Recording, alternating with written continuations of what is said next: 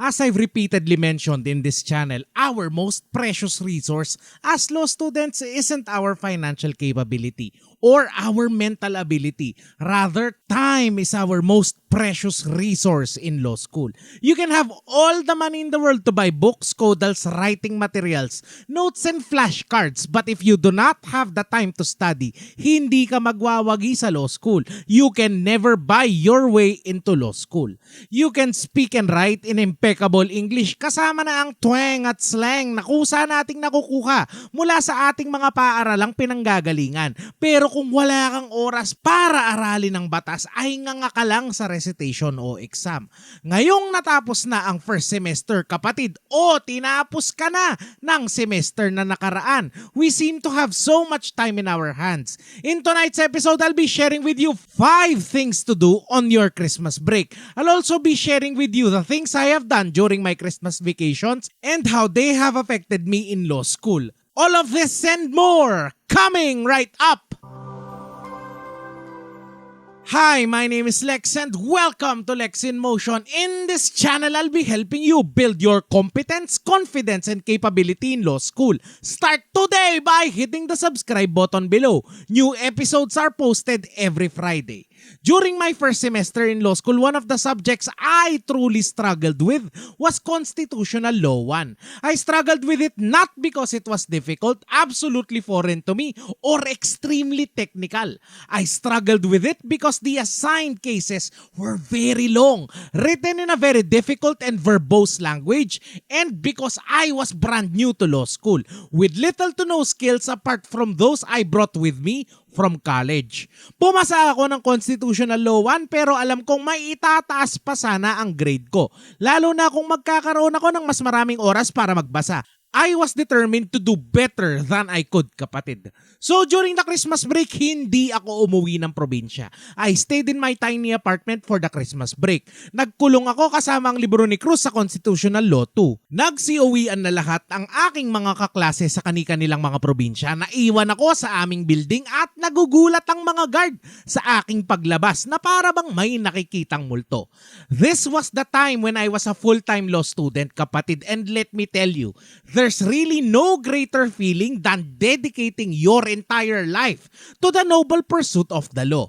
From 6 a.m. to 6 p.m. I read the textbook of Cruz. Wala yang tayuan, kapatid, kakain ako hanggang 8 p.m. at magbabasa ng Game of Thrones. Hindi pa siya TV series noon, kapatid, hanggang 10 p.m. Babangon ako ng 3:30 a.m. para sa simbang gabi. Konting pahinga at linis ng apartment at laban ulit ng 6 a.m. Dito ko na rin natutunan na ang ilang bahagi ng University Belt ay nagiging ghost town pala tuwing sasapit ang bakasyon. Sarado ang mga laundry shop, mga isawan, ihawan at mga murang kainan. For most of the Christmas vacation, I survived primarily on canned goods, noodles, and occasionally fast food. I am sharing this with you, kapatid, not because I want you to live the life of a hermit, to hole up in your room, house, or apartment with the singular mission of learning the law. I did this because I wanted to. Hindi ko ito itunuring na penitensya o panata. What kept me going in these harsh conditions was the Christmas song from Yolanda Adams, her cover of The Little Drummer Boy. I thought of it as a mantra that I am now learning the law so I can one day make the law real for the people around me. Just as the little drummer boy in the song, he had no gift to bring except for his drum. During that Christmas, I had nothing to give to charity except my time and effort to learn the law and help others in the future. Hindi naman napunta sa wala ang aking mga naging sakripisyo, kapatid, na kumpleto ko ang simbang gabi sa isang parish malapit sa aking law school at sa aking apartment. Nakauwi naman ako ng maluwalhati sa aming probinsya in time for Christmas dinner. Most of all, I finished Constitutional Law 2 with a final grade of 92. This for me is step 1 on how to make the most out of your Christmas vacation. Self-love is self-care and it's never selfish. From the outside looking in, many people think law students are inherently selfish in that they spend most if not all of their time alone. The truth is we spend our time alone because we are all fighting some battle in our heads. The fight against our worries in class, readings that never seem to subside, or the backlogs that are always haunting us even in our sleep. Law students constantly struggle with tiny voices in their heads of all the things they have to finish, the things they should have done better, or the mistakes we all make almost on a daily basis. The question therefore is whether we want that list of doubts or fears in chronological or alphabetical order. One of the things we should all do during our Christmas breaks is to find some way to spend time with ourselves. Apart from being in the constant state of panic, fear, and anxiety, it's the perfect opportunity to show love to yourself, kapatid. For me, that's reading a good book, or in my case, 2 books. One for law school and one for pleasure. You can also find some way to exercise, like go on a long run, lift heavy things, or pick up a jump rope. Go to your favorite salon, spa, or skincare center and take care of all those bumps, creases, and breakouts that inevitably pop out during the semester. Do something that will make yourself feel loved, because law school has the peculiar effect of making us feel ugly inside and out. Step 2, spend time with your family. They are the people who have to put up with you and all the bad juju you bring home from law school. They bear the brunt of your bad days, worst days, or your cold, impassive stares during meal times. Law school also has the effect of driving wedges between us and our families. Christmas break is a good time to repair these relationships. Kung ating susumahin, kapatid, ang bulto ng mga appreciation posts ng mga graduate ng Juris Doctor at mga barista ay nagpapasalamat sa kanilang mga pamilya, sa kanilang mga magulang at sa lahat ng mga kamag-anak na tumulong na makamit ang kanilang mga pangarap. Pamilya ang nagiging sandalan natin sa pangarap na maging mga abogado. Nariyan ang kanilang tulong sa mga bayarin, mga nagpapautang ng pangmatrikula at nagre-regalo sa Pasko at birthday ng mga libro, codal or writing materials. Naroon ang emotional support na makipagkwentuhan sa atin ng ating mga pagkabigo at paminsang-minsang mga panalo sa law school. I'll be talking more about this in later episodes in this series, but for now, kapatid, spend at least a small portion of your Christmas vacation with your family.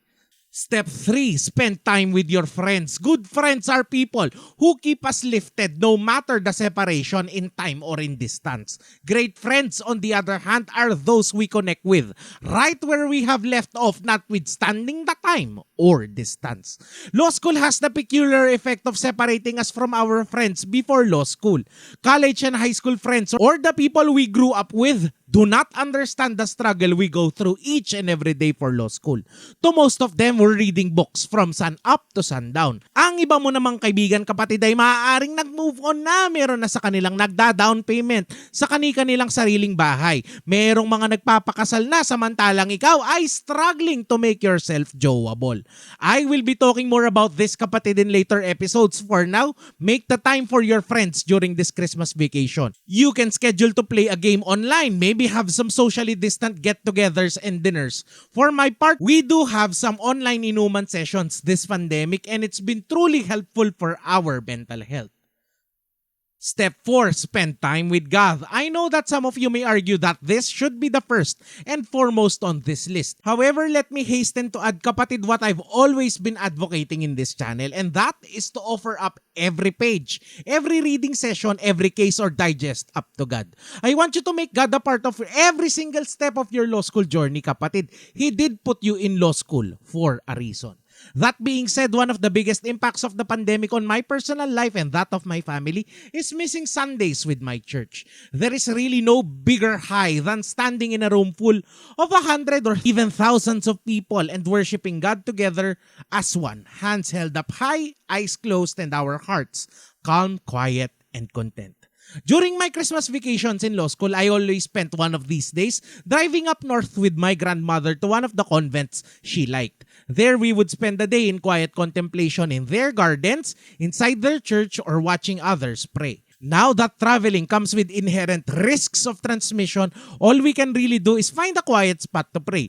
Be that in your room, in your own head with your eyes closed, or visiting your nearest parish or chapel, even when it's closed. Bask in the silence for a few minutes and be amazed at how much peace it can actually bring. Step 5, spend time with others. As Justic Marviclionen puts it, help others, humanity will endure. The year 2020 has seen the indomitable Filipino spirit in full display, even when those who lead us have led us astray. We have survived the worst of the COVID-19 virus for 2020. We have lived through typhoons Rolly and Ulysses. To this end, I would like to personally thank each and every one of you who have sent in their donations in cash or in kind and their prayers for all the charities we support. As I've repeatedly mentioned in this channel, time is our most precious resource. Where we choose to spend it speaks so much of what we value. By choosing to spend it for others, you are in effect telling people you value them. Volunteer for local dog shelters. Help someone adopt a kitten or puppy during this Christmas vacation. Join fundraising activities at your local church or even attend online concerts for a cause. Find something, anything that will allow you to help silently, quietly, and anonymously. These are the opportunities where the person you help can never pay it back to you. That's when you know they can only pay it forward.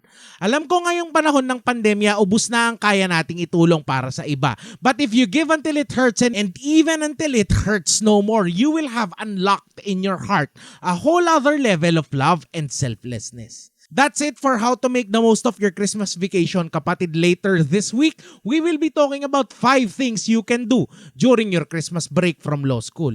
If you would like to hear more of my stories in law school or more tips like these, please let me know by typing yes in the comments down below. Thank you so much for watching. Like and share this video for good law school karma, and I will see you next Friday.